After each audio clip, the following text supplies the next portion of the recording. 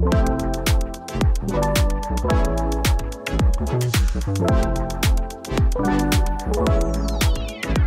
welcome to the TriPOD. Yeah, well, again, another podcast, lads. Bit of a more personal one. This Is it podcast. really? Is it Yes, really? it's personal to Mark. Yes. All right. Oh, Well, some parts are anyway. personal parts. Yeah. Try and keep them off camera though. Yeah. So, the topic of this podcast is around the importance of scripting and storyboarding, and why it's worthwhile bothering with either of these two pre-production things. Not just Because that- not let's just just that. launch it. Let's just launch it. Let's get the cameras out. Let's just get into it. Why we gotta mess around doing scripts and storyboards? Huh? Boring, innit? Yeah. yeah. Why bother? Well, it's kind of twofold, isn't it? Really, it's first of all, we can write scripts, as in your film. Us three can write scripts, but I think where this podcast has come from is like clients giving us scripts or bullet points that they think are scripts, and then we use our expertise to kind of go through that and think of it as like obviously a story. That's the main thing. What's the message we're trying to get across here? What are they trying to get across?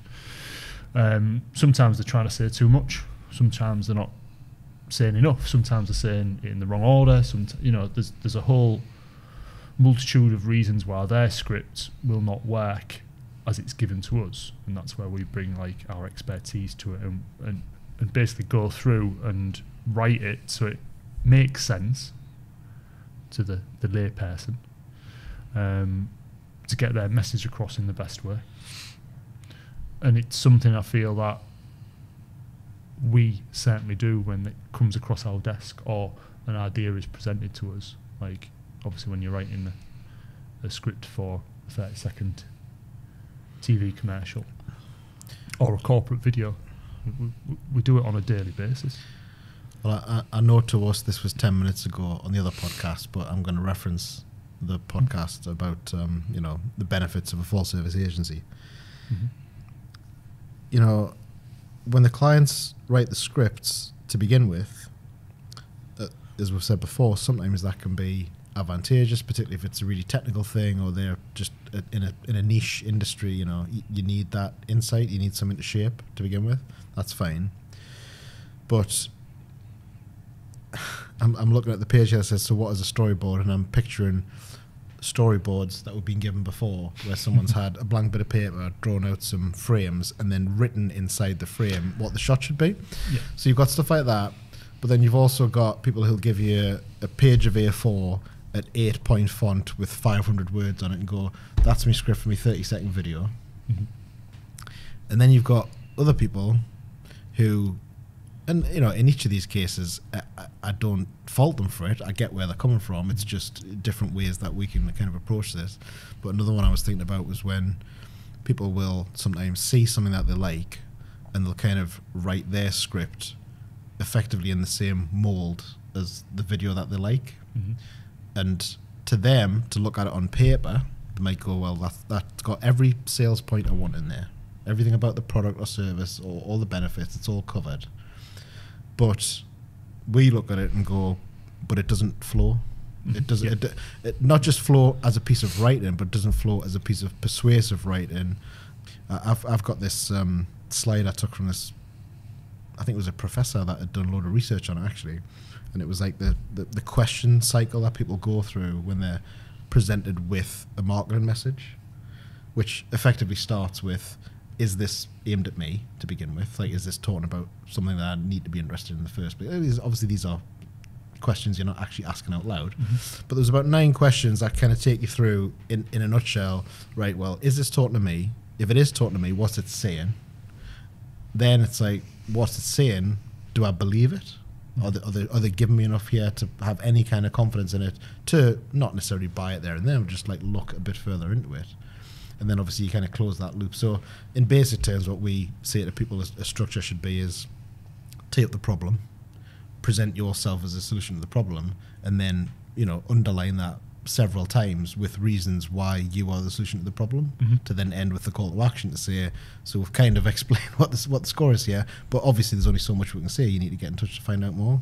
And I think that's like a key element to what we do when it comes to writing a script, whether we're starting from a blank page or shaping something that we're given, is actually creating it in a, not a template, but in a format that makes a persuasive argument that isn't just information. Well, the script is the blueprint, and if the script's bad, the video will be bad. It won't work properly. Well, that's a Hollywood thing, isn't it? Everyone always says you can make a bad film from a good script, but you cannot make a good film from a bad script. Absolutely. And I do think it's a problem Hollywood are going through at the minute, actually, where there's just a lot of bad scripts out there, and the films are reflecting that. And I think, obviously, in what we're talking about, it has to be given the time and respect to get the script right before you launch in the production. It needs to be tied in with the objectives that the video is going to perform, like what the targets are. And it's a very easy thing to just bypass. And the other critical thing is, as Matthew's just said, you know, whether we get a blank page or whether we get something to work from or edit in the beginning, when you're getting the script back from the production company, you need to read it and make sure you're happy with it as well. I'd go one step further, because particularly when it comes to technical scripts, it just is the way it seems to be, but in a lot of cases the marketing people will look at the script from a marketing perspective and go, yeah, that does what I need to do. But if they don't then give the script to the people in the technical department to flag up, well, that sounds great, but that's actually wrong. That's not what this thing does. Yeah. You need to change that, because that's either actually how it works or what's the more important thing. So things that we would never flag. Yeah, things that we literally wouldn't know. But like that's very important as well. But also, it's worth hearing it sounded out as well. Matthew alluded to before, there's 1,000 words.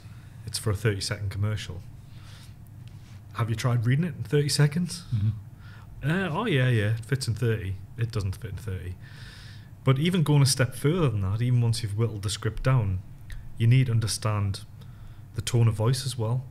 Because if it's a tight 30 and the voiceover is delivering it like they're reading legal terms and conditions at the end of a car advert where they've talked about finance, then it's going to have a more desperate feel to it. Whereas if your brand's very relaxed and assured, you need to trim more words out again, just so that the voice can actually just take its time. Well, and even have some pauses in there. It depends what's trying to do, doesn't it? Because we've had plenty of conversations with TV clients where, I'm not saying that they have spelled this out, but clearly what's been part of their thinking is, we're paying a lot of money for 30 seconds of airtime, so we need to make use of every bit of those 30 seconds, which translates to, we're going to put a lot of script in it, a lot of voiceover into it. Whereas, you know, if it's we've got a sale on, it's going to only last a week, these deals when they're gone type of thing, there might be, you know, good reason then creatively to have a fast-paced read, lots of information packed in, you're trying to communicate the urgency of the offer. But if it's not that, particularly if it's a brand advert, the power of letting the first 20 seconds of the advert play out with natural sound and then just come in at the end and just have one or two lines, it can often be more powerful than, you know, verbal diarrhea for 30 seconds. But it depends on what you're trying to do. That's definitely a big thing. And I remember being in different radio stations and audio production places when there's been a lot of people writing radio adverts. And if you walk past the cubicles at the offices, they're sat with the script they're writing, they've got a stopwatch and they're just got very quietly themselves, just reading it out and like just kind of trying to get the timing of it, which is great, but also is in itself still limited, because like you were saying there about the terms and conditions, you have to read them in a certain clip and then artificially speed it up. But if you are just kind of reading every script like that and just trying to say, can I fit this in 30 seconds? What you're not getting in there is the emotion that might be needed in the performance, or the little gaps that might be needed. So I'm just agreeing with you that I think being able to read out loud, ideally in somewhere close to the tone of what you're trying to do, can be massively different. And, you know, as far as, you know, commercial films, writing scripted scenes and that kind of thing, what looks good on the page or sounds right on the page, when you actually hear people say it, it doesn't sound right, and then you tweak it. Yeah. I mean, for me, that's a great point, because there's been numerous times when a marketing team has put a script in front, and it'll be the marketing blurb from the website or the printed material, and like you say, as soon as you start reading that out, it does not make sense. It does not make as much sense as it did. Sometimes it's not even the sense. Sometimes I'm just thinking about voiceover sessions we've been in, where the person who's doing the voiceover, even if they're a seasoned pro, has really struggled to get their mouth around a certain phrase. And it's because it reads well in your head, but it doesn't sound natural when you say it. To actually speak it out from the page, it's so beneficial. Well, the one thing you can always guarantee is you're always going to fit less in than you think at the start. Yeah, because the flip of that is when we say to people, "Oh, you're doing a TV advert and it's 30 seconds." Your voiceover script at maximum is going to be about 70 words, and then like that, they're shocked at how small a number it is. Yeah, I mean that's taking like a TV advert, but you know, obviously we do like the corporate videos as well and animations. So, you know, when they've got voiceover, that they still need a script. It's not just the TV commercials. Well, even them though, it's. So there's more time. It's getting away from the psychology of fit as much in as you can, and it's about persuasion, and less is always more. Why use 500 words if 250 will do? And obviously in the previous podcast we talked about short form video and trying to get the message across quickly, dwindling attention spans, stuff like that. So there is an art to writing the script. It's and you do have to really prioritise the features and the benefits of product or service that you're selling. We're talking about script here solely in terms of voiceover, but obviously we're talking script/storyboard. Dependent on the type of script, it will also have written, descriptions of visuals, and then obviously that will then develop into an actual visual representation in the storyboard. But that's equally important as well. It's just from a practical point of view, if you know a typical short script for us, whether it's TV or online promo or something, will maybe only be a couple of pages with a couple of columns on it. But within that, if we haven't done a storyboard, because we need to talk about the fact that we don't, the assumption from the layman is that everything's storyboarded, where in actual fact, the vast majority of what we do isn't storyboarded for different reasons. But you know, the room for interpretation in writing, you know, it could be anything, couldn't it? Just be a hillside scene with a featured tree. Like what you picture, what I picture, what the next person pictures is so different. And, well, that's where the storyboard comes into. Yeah. It's its own, really. It's because, like you say, you can describe a scene where it's got a tree in it, and everyone, as soon as you say tree, has got a different interpretation, but actually what I wanted was a blossom tree. Now, a picture speaks 1,000 words, so that's where the storyboard comes into it. It's the fact that you can now visually see a line, the voiceover, the script, with the visual, because more importantly for the TV commercial is why show the same thing you're saying when you've got 30 seconds. You're trying to get as much information across as possible. So I think it's just another way of getting more information and complementing the VO with the visual. And it's like the script is the blueprint, I suppose. Storyboard's like the roadmap. This is where we're going to be at this point. This is how it's going to look. This is who's going to be in it. That's how they're going to be dressed. It's all those things that, coming back to what you said about the script, really, is it can be presented in front of the technical team who know how it works and go, oh, actually, fundamentally that's wrong at this stage. Oh, and it doesn't work that way. It rotates. You've got this product here. Well, it's the wrong scale. Now, if we'd gone into production as an animation and had all that created, and then it's gone through all that process, all that time and effort to then deliver the video and say, oh, it's wrong. Mm-hmm. This is before it even goes into production. This is a point where everyone can read it and see, is this blueprint right? Is this roadmap right? From this point moving forward, we're good to go. Well, keeping the building analogy, if the script's the blueprint, then the storyboard could be like the architect's visualization of the building, which is very helpful to see and definitely communicates to a wider set of people than just some blueprints, which only experts will be able to understand. The thing that surprised me over the years, and I think it's because obviously doing what we do, we're naturally quite visual people. So we can talk about ideas and can have quite vivid visualizations of what things will look like in our heads. And I think because of that, you forget that some people don't think like that. And you could describe something in great detail and they'll say, I can't see it. I can't see it. We've gone further than that. We've storyboarded very close to the shot that's in lined up on the day. And people look through the camera and go, oh, I can see it now. It's strange. It is strange, but like it just goes to show how important it is to kind of, all you're trying to do is eliminate the variance, aren't you? So you're just kind of paring it down into something that, so at least if like you've storyboarded it and they're like, well, I still don't see it. You're like, well, look, there's the storyboard. Yeah. There's what Importance of storyboard, arse covering exercise. That's the next bullet point. It's pretty damn close. Yeah, remember when we said we'd make this? Remember how this looked? And that's what we've done, yeah. But I think it helps us as well, because again, even when it's down in the script, you might clock something in the storyboard where you think, you know what it is, that's not going to flow in the edit. I can already see, like, there's a problem here. We're missing a vital shot that's going to be a bridge between what's being said. Bit of coverage, or there's something in between where you're like, if we remove that shot, it'll actually like flow a bit nicer. But again, for us, just being able to see it kind of like laid out like that, can help us as well. So it's a good exercise for us, not just the arse covering exercise. Well, I mean, again, talking about like Hollywood film type production, the old adage is that you make the film 3 times, don't you? You write it, you shoot it, and then you make it again in the edit.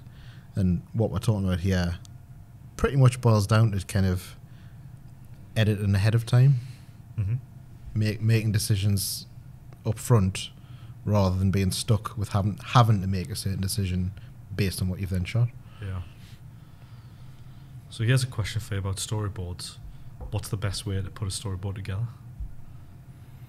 I turn to one of the lads in the office and say, there's a script I've written, can you make a storyboard of it, please? That's my best way. Works a treat. Well, how do they do it? Because there's a lot of different ways to do it. I mean, we do very different storyboards. There's the classic hand-drawn. Well, yeah. There's stock images, sorry. And there's no AI. AI, using AI to kind of get a bit more control over them. To flesh it out. I mean, it's basically whatever you feel most comfortable with. I suppose I used to just sketch onto post-it notes and then actually be able to move them around quite quickly to change the order of something if it wasn't flowing. And it's very similar now with some of the online software that we use. Screen capture a shot, drop it into a frame, cut and paste the script underneath, don't like the position, move it across. It's all very fluid now and fast paced, so you can kind of go from script to storyboard relatively quite quickly now, a lot faster than in previous years. And now with AI, you know, it can produce some great looking snapshots, key visuals. Anything else on storyboards before we wrap this one up? What about projects when's fine not to use storyboards? Depends on your point of view, I suppose. I would say a lot of what we do, we're going into it, particularly if it's animated. I think it's different. I think what we're talking about here is live action filming of certain types of projects, which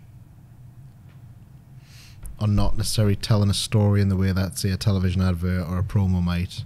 So we're talking stuff that usually mixes interviews and cutaways And, you know, on a practical level, you very rarely get a chance to go and recce the site beforehand. You don't know necessarily who you're going to be speaking to.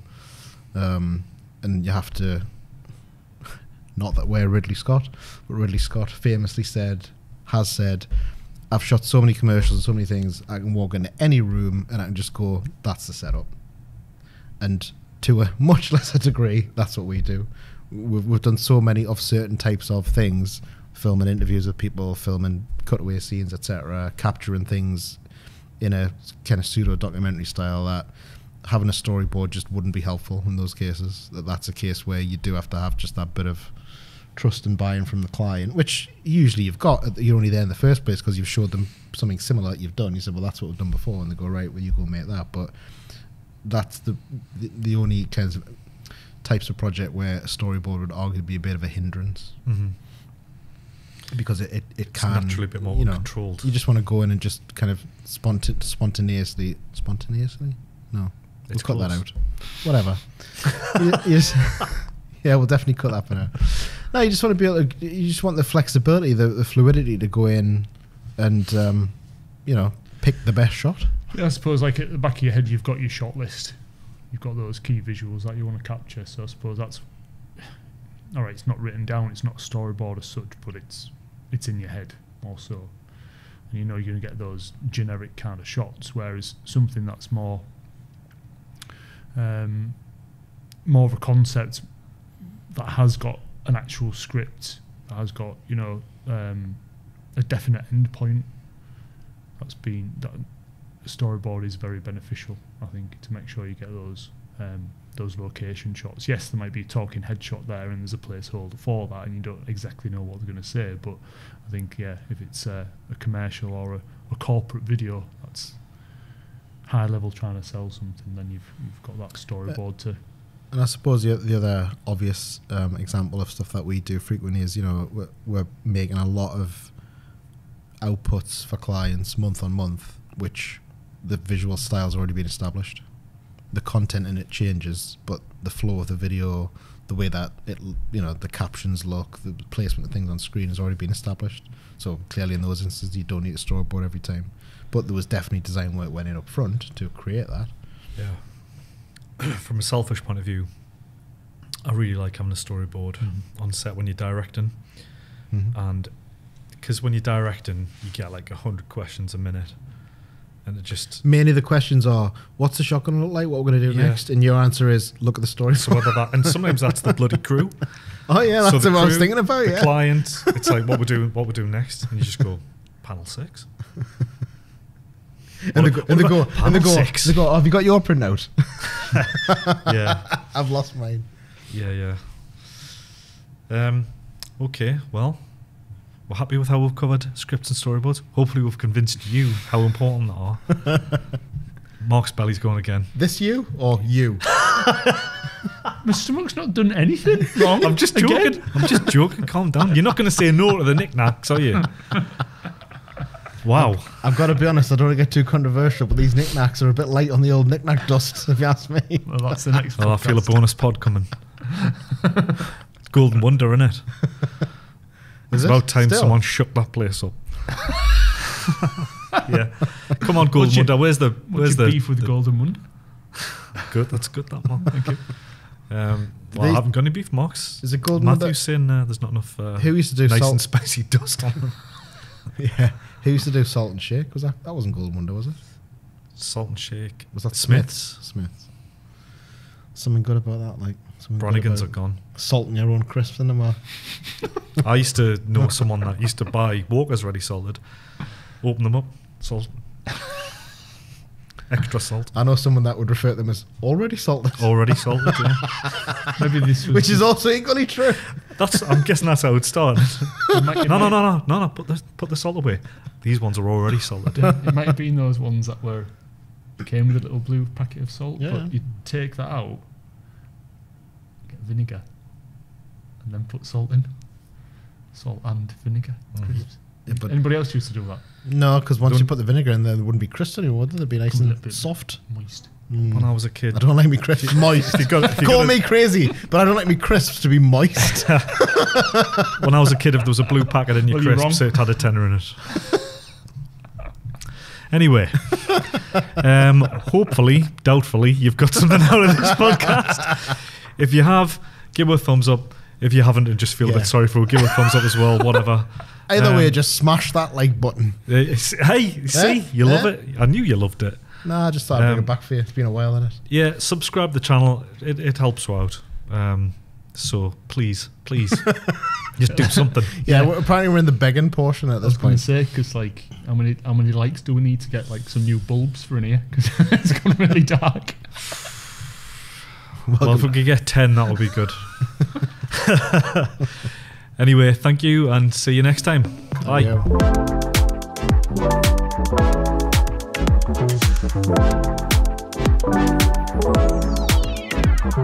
go.